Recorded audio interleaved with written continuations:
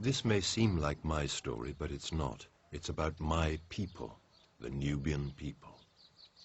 My name is Fikri El Keshev. I'm just trying to hold on to the memories I have, maybe trying to revive them in the only way I know.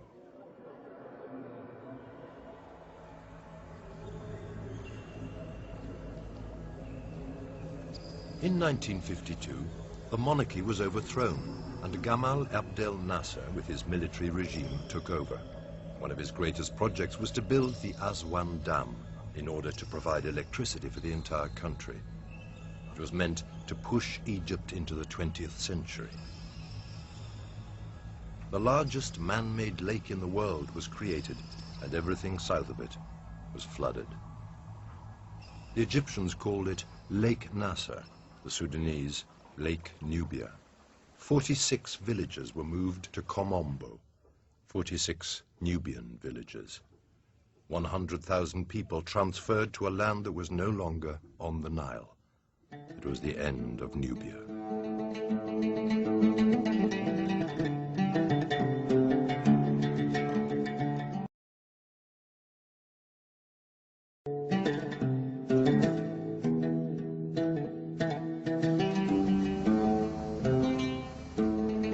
My earliest memories are of the temple of Abu Simbel.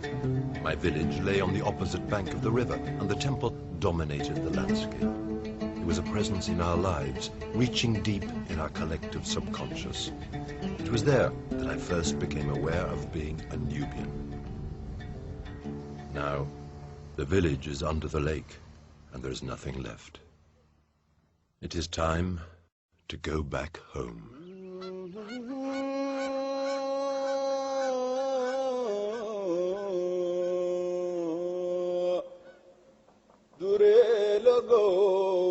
Gashade wengato daris kella min jadene dure logo wenga gashade wengato daris kella min jadene dure logo wenga gashade wengato daris kella min jadene dure logo wenga gashade wengato daris kella min jadene dure logo wenga gashade wengato daris. في مقولة بتقول إن رمسيس لما حب يعمل معبد جميلة لنفرتاري زوجته اختار المنطقة اللي فيها النهارده معبد أبو سمبل. جمع الفنانين من الوادي كله وسكنهم في الشرق في فريق اللي هي آثار معبد أبو سمبل. وبعدين يعادوا كل يوم يروح يشتغل في المعبد، ولذلك طلعوا كلهم فنانين النهارده. أبو سمبل بتعتبر مركز الفن في النوبة خصوصا الأغنية. Since the story of the temple is also the story of my village, I went back there as a tour guide after my studies. Every day I would tell tourists about Ramses II and how he chose this area to build his temple, which was to become one of the ancient wonders of the world. I would decipher for them the writing on the walls about his battles and his conquests. In a way today, I feel like I am fulfilling my mission, recounting the saga of my people. So maybe it is here that I should start.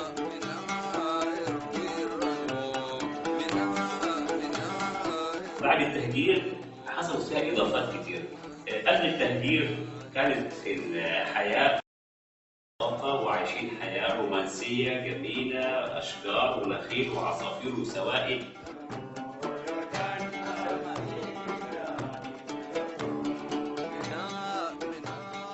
البشرية كلها بتنشر السلام والمحبة والأخوة والتصالح والتسامح. هذا موجود في المجتمع النوبي. المجتمع الوحيد أنا بقول على ظهر الأرض، ولذلك ممكن أن تسمى اليوتوبيا أو الجنة المفقودة.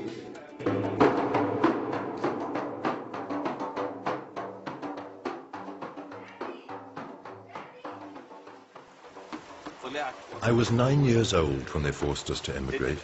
My land was lost forever. So I traveled the world searching for a haven to fill the emptiness I felt. But as the years went by, I realized I was losing ground. I needed to return. I sometimes wish that I belonged to the generations that never knew before it happened or born years later. But I was born in this one and feel that I have a responsibility to preserve our memories and our culture. I owe it to my family, to my ancestors, and to our children.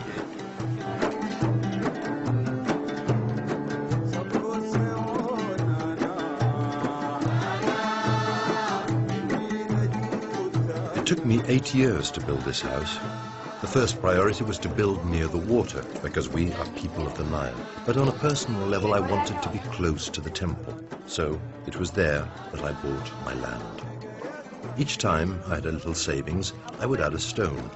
Few people believed I could do it, but I just kept building, designing it completely in the Nubian style, as if I were recreating a piece of Nubia. The house is now finished. However, its real purpose has yet to come true.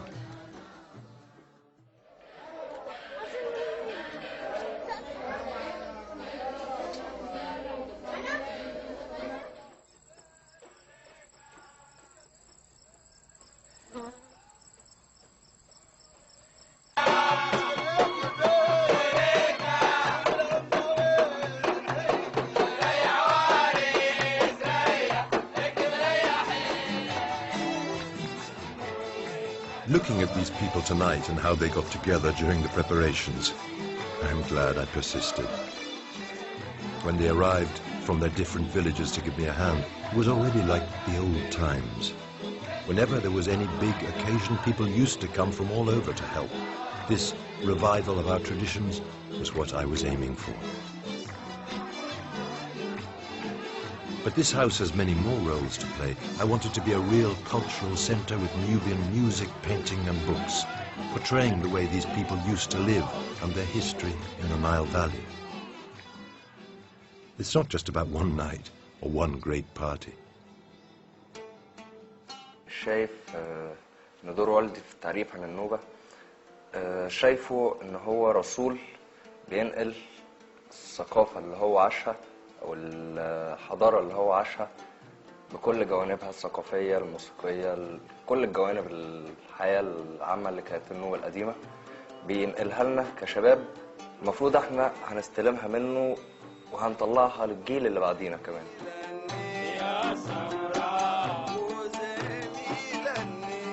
زمان مثلا الفن كان بيبقى فيه مثلا مشاركة، يعني مثلا المطرب بيغني يشاركوا. دلوقتي فرقة واحدة بس اللي بتلعب على المسرح، والناس القطاع الكبير او العدد الكبير مستمع. عن طريق الاغاني القديمة دي بيحاول ان هو يوصل لنا برضو رسالة، يعني المزيكا دي كانت كذا، كانت شيء من الثقافة النوبية الأصيلة، بس بدأت تنقرض أو بدأت تندثر لعدم وجود شباب بيحاول يتابع الحاجات دي. أغنية ورا التانية هتتنسي خلاص يعني.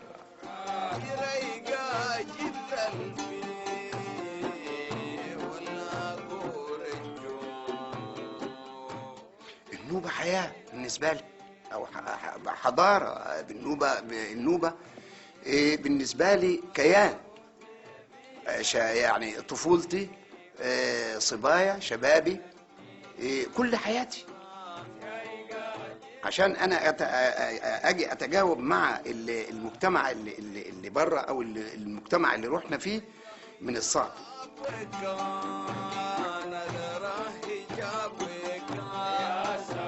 الأغاني اللي ابتدت تظهر في النوبة بعد التهجير كانت وجدانيات بتخاطب النيل، سواء كان معادل أو كان بأي شكل بيتباكى على فقره للنيل.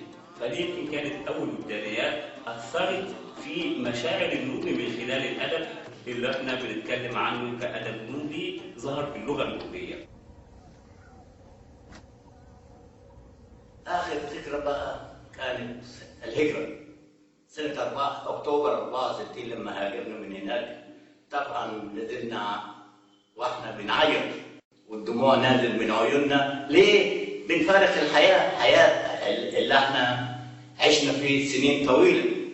فالبلاد لما بتغرق طبعا الحياة القديمة والعادات والتقاليد وكل ده هتندثر. جينا هنا في كومومبو طبعا أماكن بعيدة عن النيل خالص. هم قالوا لنا طبعا بكرة هتحضروا، فابتدينا طبعا منذ أن أعلن عملية التهجير كل إنسان بيجهز أشياء، فبتاخد انت الاشياء بتاعتها وبتتحمل على المراكب اللي هتحمل هذه الاشياء. كان في تعليمات على اساس ان البواخر ما تنطلقش من مراسيها الا نهارا، لغايه ما نتحمل الحاجات دي فابتدى الليل يدخل. فلما دخل الليل علينا فالمراكب قالت لا مش هنمشي ونبات للصبح. الناس فرحوا انه هيبقى لهم ليله زياده في قريتهم.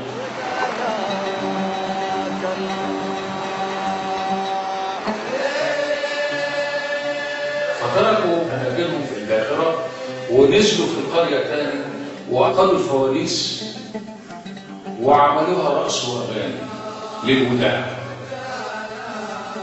فكانت ليله من احلى الليالي، ليله الوداع للقريه، اغاني ورقص وغنى لغايه ما طلع الفجر.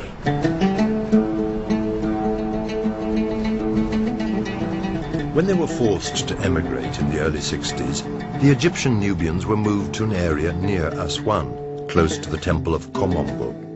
Houses, electricity and farmland were promised. When we arrived, though, there was only desert.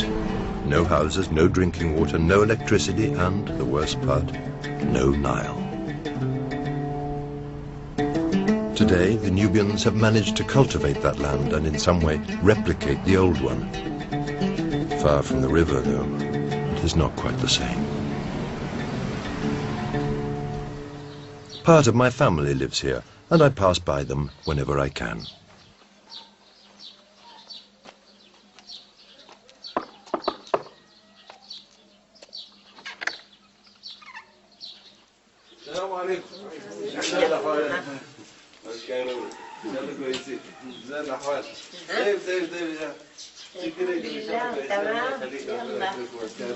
المرحوم جمال عبد الناصر بيسأل النائب بتاع الشعب اللي هو ماهر اسماعيل الله يرحمه، بيقول لك النوبة القديمة أحسن ولا الجديدة؟ بيقول لك أمك أحسن ولا خالتك؟ لا، ما كناش فرحانين، طبعا كنا زعلانين.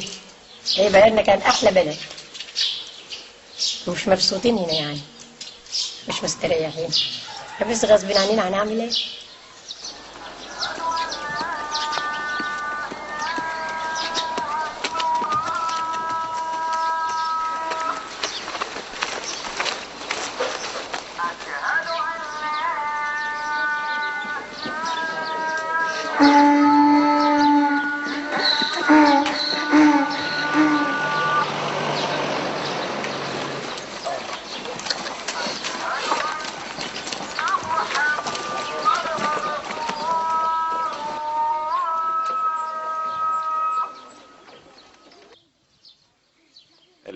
النوبة القديمة زي أمي والجديدة زي مرات أبويا. لا، في فرق كبير بين هنا وبين هناك. طبعا احنا حياتنا احنا هنا كنا صغيرين، كان في مرح وفي لعب وفي حاجات كتير. هنا طبعا جينا دخلنا في العمل والشقة والتعب.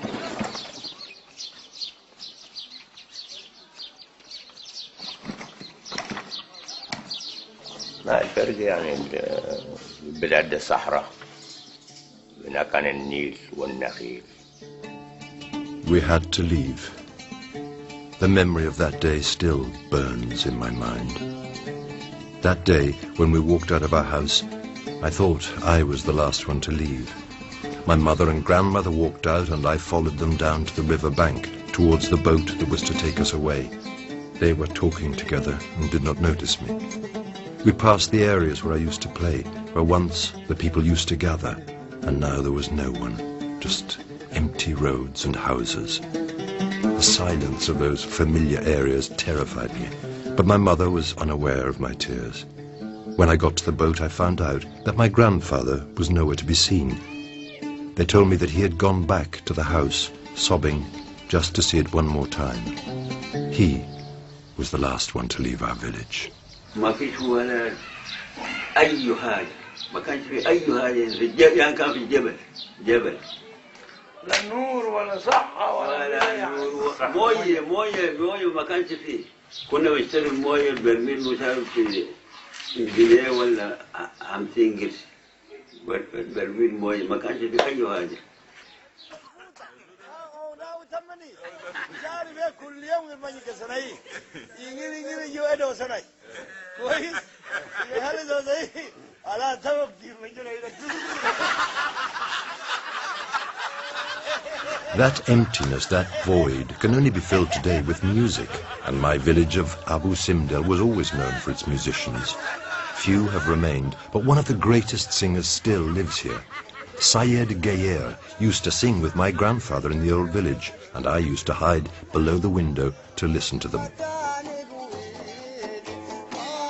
When I arrived this time, I heard Syed was in Cairo undergoing medical treatment. This upset me, because Syed had played a major part in my musical and cultural awakening. Instead, his son Ahmed receives me. Although he is younger than myself, we are bonded by the influence his father had on us. طول ما في قاعدة وفي موجود في فكري وأنا لازم نغني مع بعض.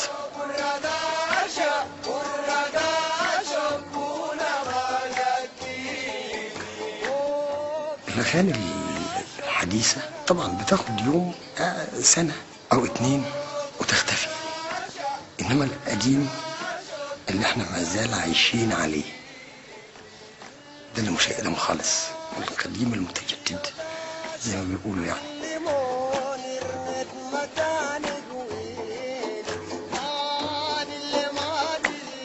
وأغاني الهجرة دي اللي احنا عايشين عليها.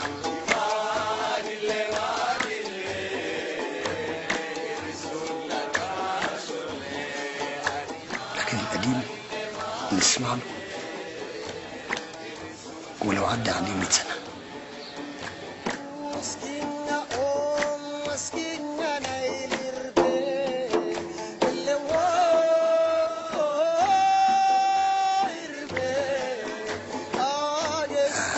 أمنيتي إن أنا نوصل الفن النوبي الأصلي بما فيه التراث كله للأجيال اللي بعد مننا، عشان اللغة النوبية ما تتنسيش. اللغة النوبية ما تتكتبش دلوقتي ولا بتتقري. الشيء الوحيد اللي ممكن نعلم بيه الأجيال الصغيرة اللغة النوبية هي الأغنية بس، ما فيش لا بتتقري ولا بتتكتب. دي أمنيتي.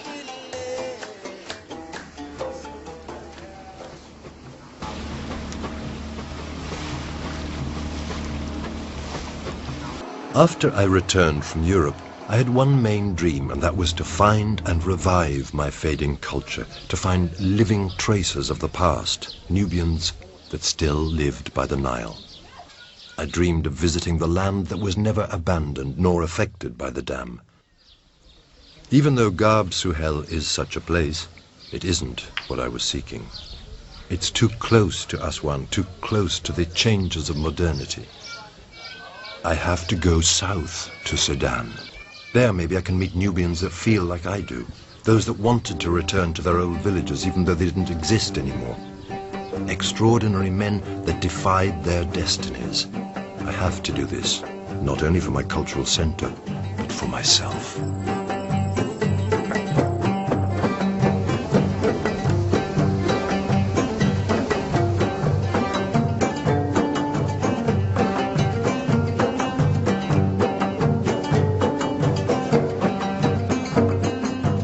The first stop in Sudan is Wadi Halfa, 150 kilometers away from Aswan.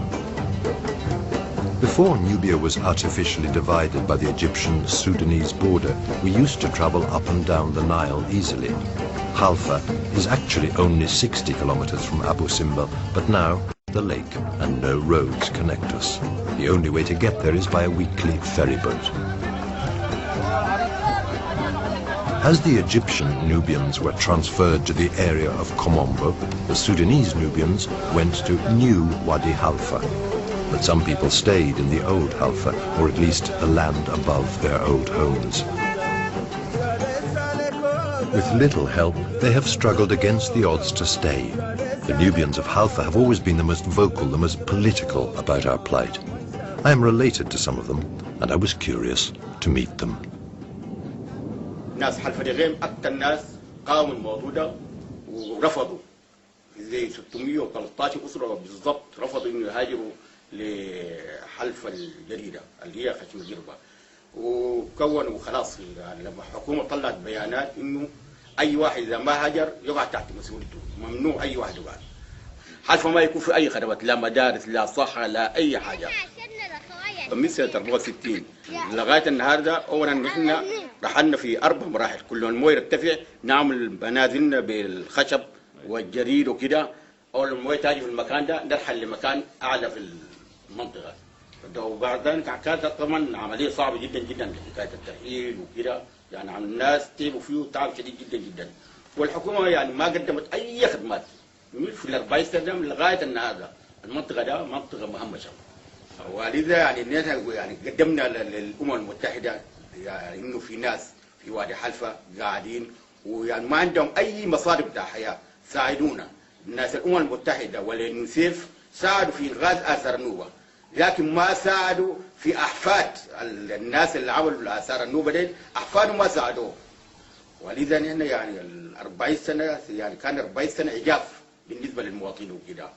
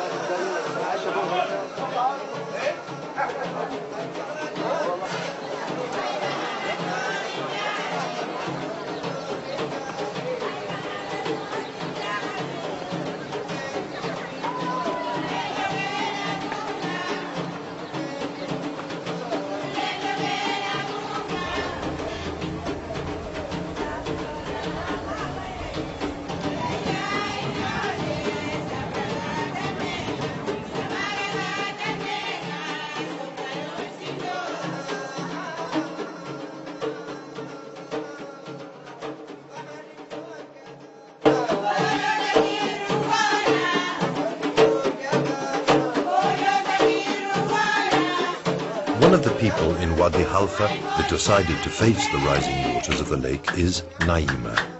Mubarak told me about her and that she was to visit his house that night. In the old land, women were naturally part of any celebration, but now there are fewer female singers around. Here, Naima arrives and immediately leads the song and dance.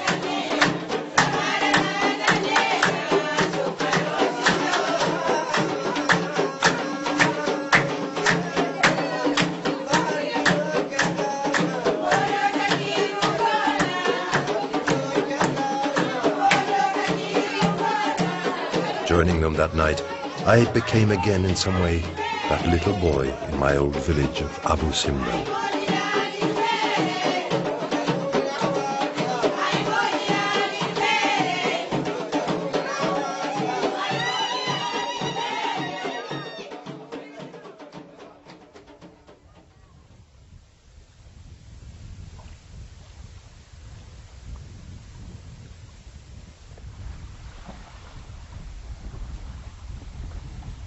The journey must continue, and the only way to go further south is either by the Halfa Khartoum train or by a dirt road inland.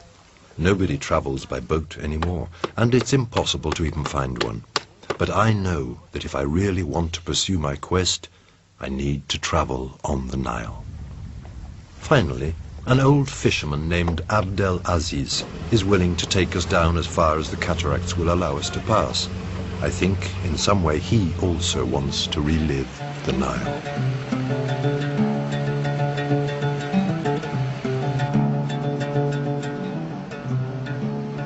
When I was very young in the old village, I would sometimes overhear visitors entranced by the beauty and serenity of our land speaking to my grandfather. I remember one saying, "You folks speak of leaving for the city, but I tell you, what you have here, you will find nowhere else." It is what most people are desperately seeking.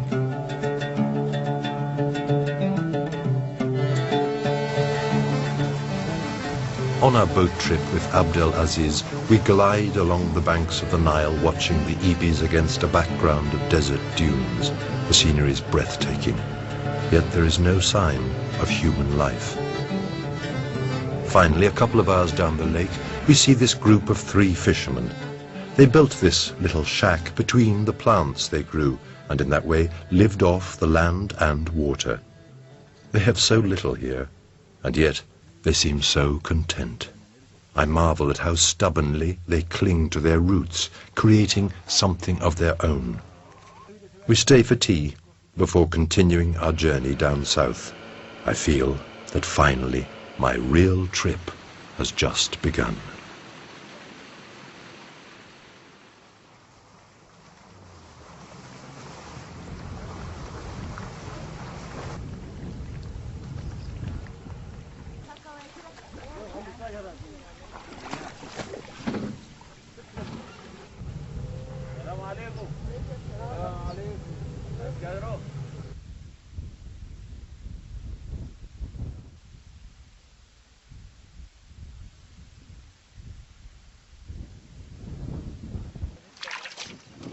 والله هو نحن بس ما في ناس كثيرة، ناس زارعين بالشرق وبالغرب، يعني محلات معينة، ما ناس كثيرة، في 3 4 واي كده.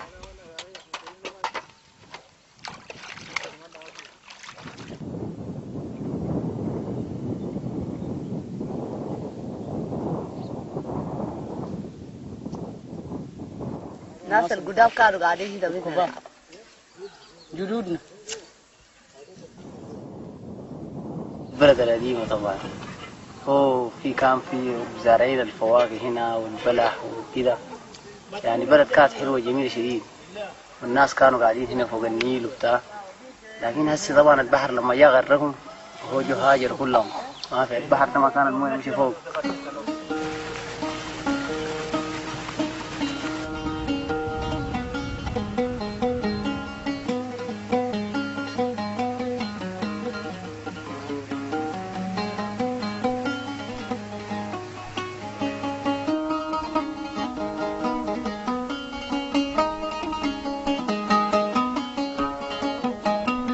Arasha is in the last area that divides the lake from the river. Most of the inhabitants here have emigrated, but some have come back. Apart from the farmers and fishermen we met on the way, this is the first place where I can see houses that survived the flood. They're in ruins, but at least those that came back could see remnants of their old life.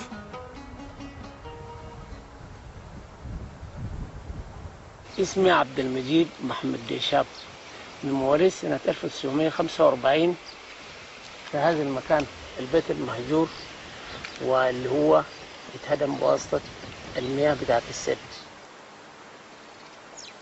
الحنين كان بيجرنا لهنا، لذلك بعد أنا اشتغلت يمكن موضوع بتاع 31 سنة في الجيش، تقاعدت برتبة العقيد، اضطريت إنه أجي في هذه المنطقة.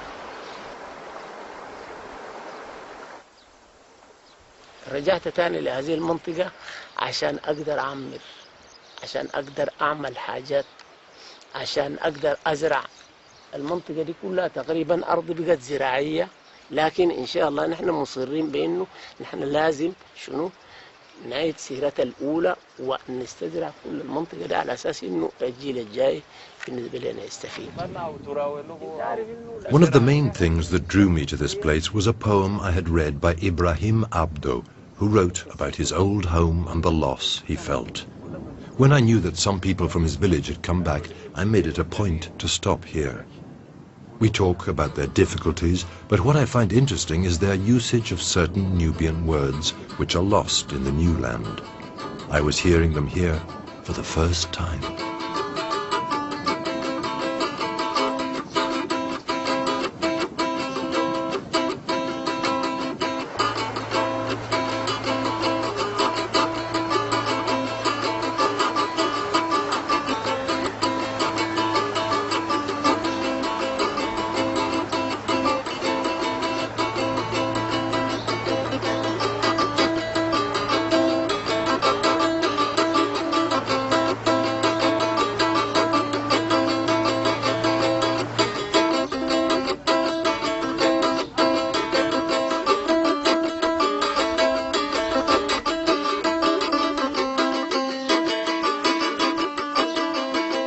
The village of Melek El Nasser, for me, is a legend.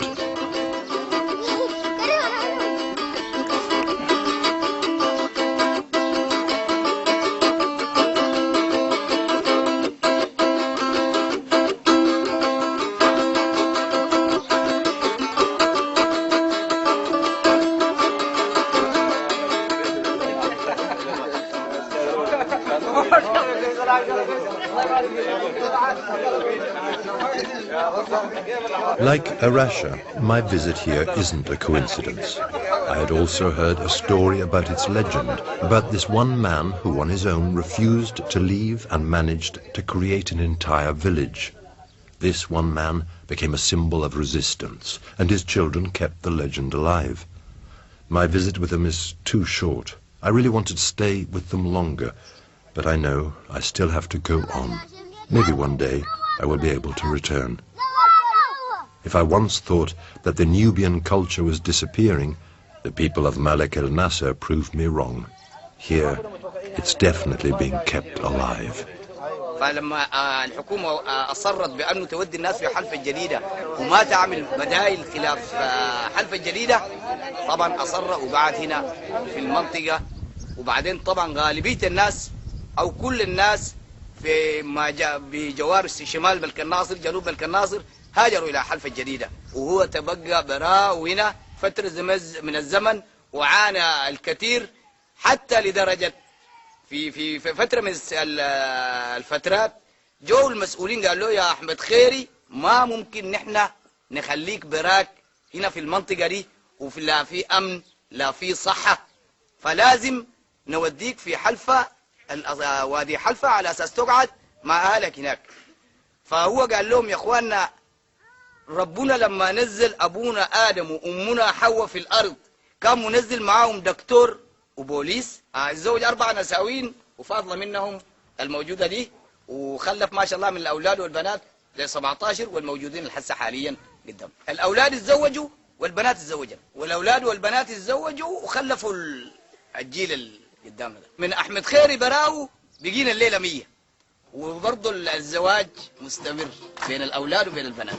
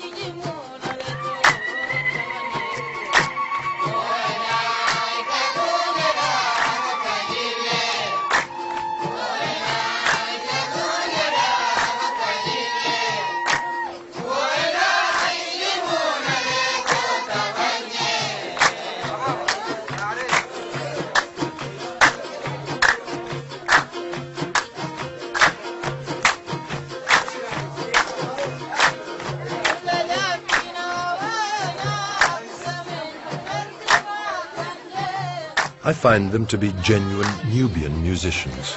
What songs I know, I sing to them, and they do the same.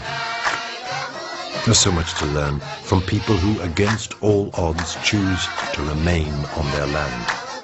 3 generations later, and they're all still singing in unison. Ahmed Kheri's dream had turned into reality.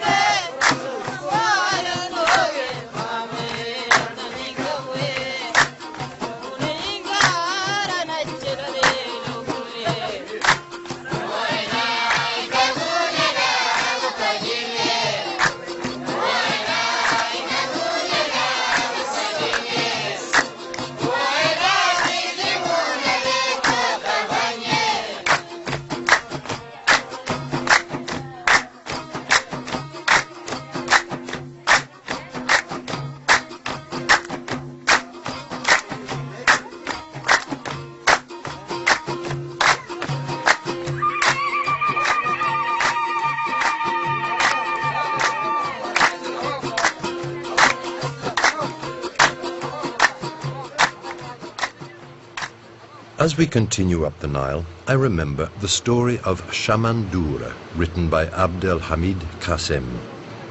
It spoke about the first immigration in the 1930s with the building of the small dam. Some time ago, I had taken the book to my father, who was living in Switzerland, and urged him to read it. For 3 days he was so enthralled that he couldn't put it down. Then he confided to me that he identified completely with the main character. In Shamandura, Qassem tells the story of all the men of my father's generation and what they lived through. The wound is still open. What I suffer today, my father suffered before me. And so it continues.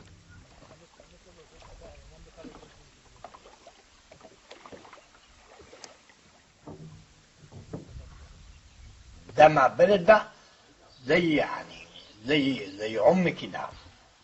البلد ده الواحد ما يقدر يمشي منه ابدا. الواحد يرجع تاني هنا، الواحد ما يقدر يسيب البلد ده يمشي حتى ربع احسن من يمكن اي بلد كده. ما اعرفش المصيبه ده شنو. والبلد ده انتوا مش عارفين ما في مواصلات، لكن احنا قاعدين هنا الواحد يحب البلد ده ما اعرفش كده ليه. احنا نشأنا في البلد ده وكبرنا فيه وترعرعنا فيه، ونزلت اتفاقية السد العالي زي الصاعقة فوق راسنا. أنا ما شجعت أنا ما شاركتك بس كشيء. أنا كمان أشاركه. احنا قعدنا هنا في البلد ده عشان مش عايز اسيب البلد ده عشان نحب البلد. في جلد بومبر ايوه يبقى ايوه عميدو عمي نوبيا لا لا لا لا تاكل شوف هذا بدا يوسي تاكل يقول الناس كيلو ما بيقولوا شقيتو ايوه لا هي سمع تاكل كل كتب من شو يقول كل كلمه كلمه ما يكلم عليك على وكانت هجرة مشؤومة بكل أسف. وليه يوم النهار ده في هجرات عكسية، في ناس مشت هناك بترجع هنا تاني في مسقط الراس، وانا برضو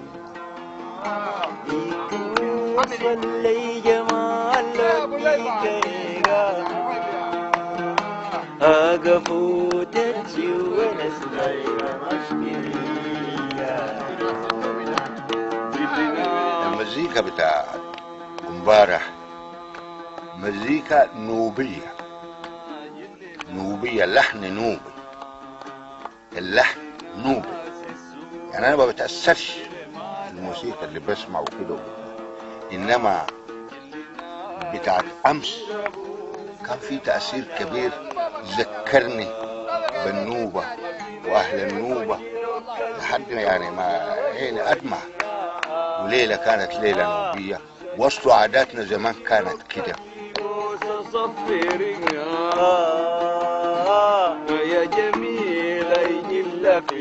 Galal is from Kolob, a village which is south of Melek El Nasser. Although the people of Kolob were also forced to emigrate, several families stayed. They had each other for support and, in defiance of all hardships, remained. Galal is one of them. He reminds me of a great uncle of mine who was very dear to me. The same mane of white hair, the same hearty laughter, and also a similar repertoire of stories. It's amazing to find a zest for life so strong that it remains untouched even at his age.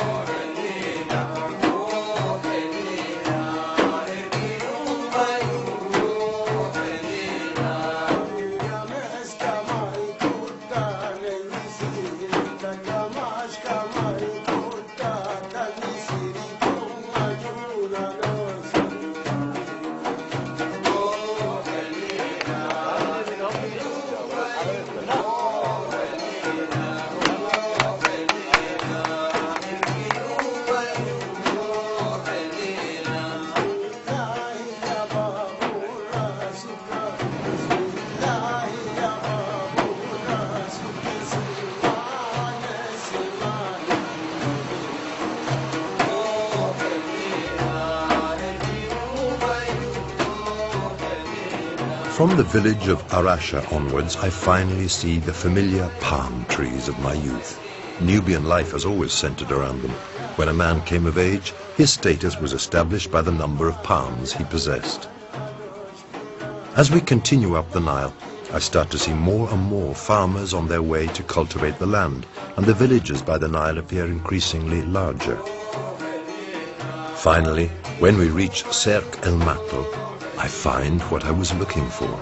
Here was the Nubia that was never flooded, where I was to find the closest thing to my old memories. It then dawned on me, the true meaning of my odyssey up the Nile. The old Nubia wasn't found in the lands that were never flooded, but in the people that I met along the way, those pioneers that went back tracking the past. In many ways, they were even more authentic than the people that had never faced the hardships, because to be Nubian today is to know about losing your land and hanging on to revive the memories. Revive them until they become very much part of the present.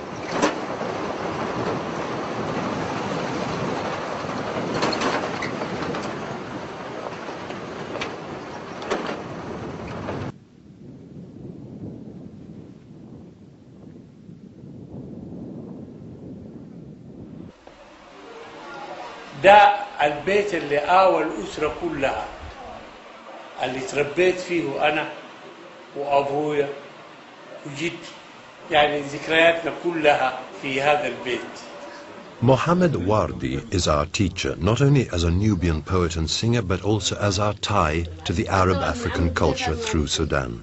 When he started to sing in Arabic, he took the Nubian music to the Sudanese, and it was the first time we heard our songs in Arabic. He is the link between South and North. سنة 64 أنا زرت البلد والناس على أهبة الرحيل، فمريت في قرية جنوب حلفة، قرية اسمها الجمي. لقيت أطفال قاعدين، فوقفت العربية وسألتها انتوا ليه قاعدين هنا؟ قالوا نحن بنجي هنا كل عصرية لأنه الأولاد اللي كانوا بيلعبوا معانا هاجروا ونحن لسه ما هاجرنا، فلذلك بنحيي ذكراهم وبنجي نقعد هنا في كل عصرية نكرر ذكريات مع بعض. فدي أثرت تأثير كبير جدا علي. The main link that connects the Nubians, and always has, is music. It's through song that people express their love, tell stories of the Nile, the fields and the nature around them. The Nubian sings while he's working, when he's on the boat, when he gets married. Often the words are the same, but the rhythm changes. With my music, I feel that I was able to give back the token I was given, even though nothing could really repay what I gained from my encounters with the people. I had tried not only to sing to them, but to recreate the evenings that used to be. I know that in places like Malek El Nasser or Wadi Halfa, they still sing whenever they get together. But I like to think that those evenings we shared along the Nile were one more reason to celebrate. I could tell that the people missed it. But it wasn't only important for them. I needed it even more than them.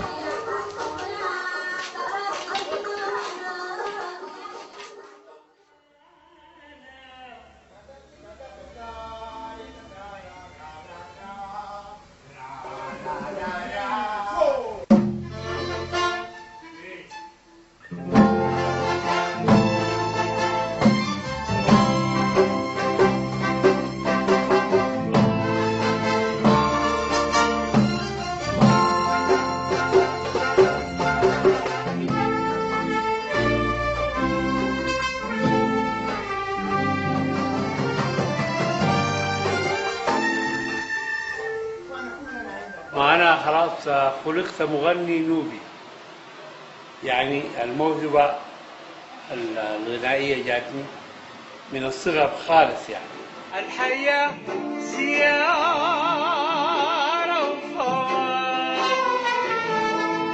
الحياة زيارة وفوار، الحياة زيارة.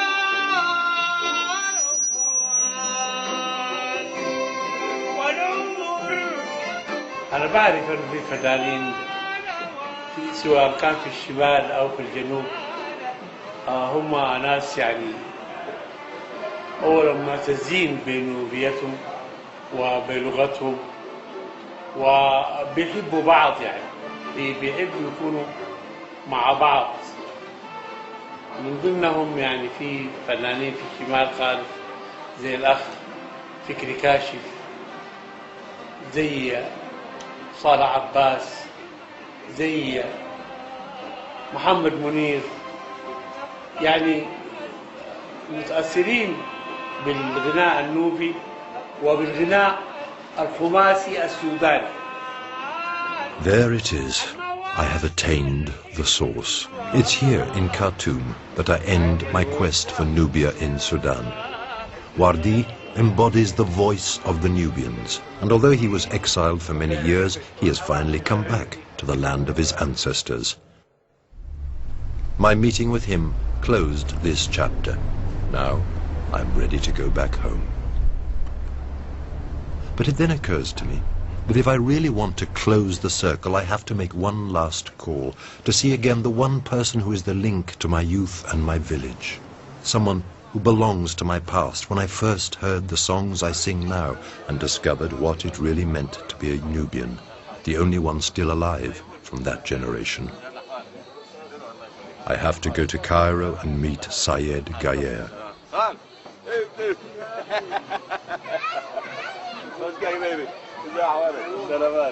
It was to be the last occasion we would sing together, but I didn't know it at the time.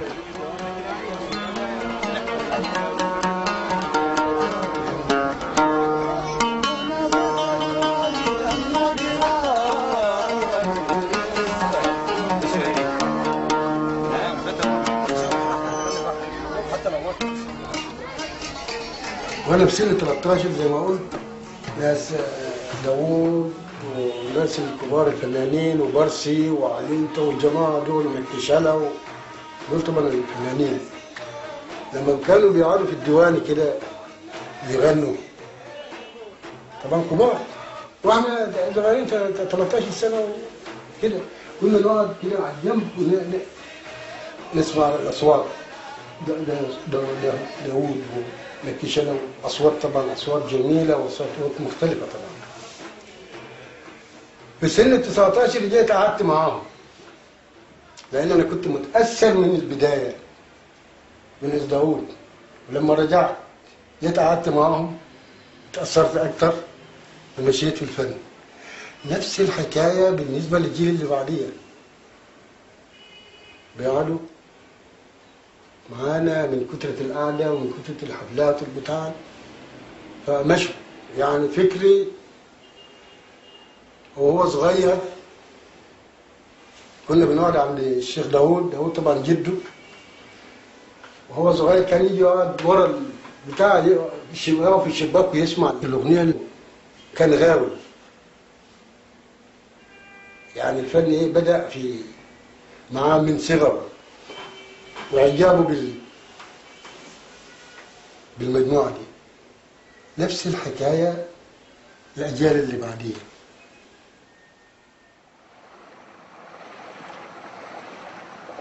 I don't think that one can return to a utopia, otherwise it wouldn't be a utopia. It's not just a place, it is the dream of a time and space. But going up the Nile, I came closer to my utopia. That Nubia lives on.